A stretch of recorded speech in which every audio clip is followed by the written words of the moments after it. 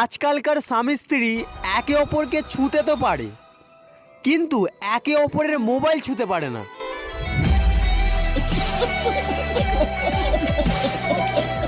বাড়ির লোকজনের সামনে দূর ঘোড়ার ডিম আনার যে স্ট্রাগেলটা, বাপরে বাপ।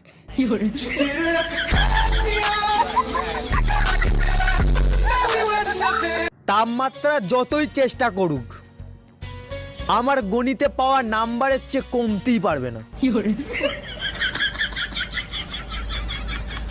বাজারে এসে গেল স্পেশাল বিছানার চাদর, সেই সমস্ত বন্ধুদের জন্য যারা শুয়ে থেকেই বলে, দাঁড়া এক্ষুনি আসছি।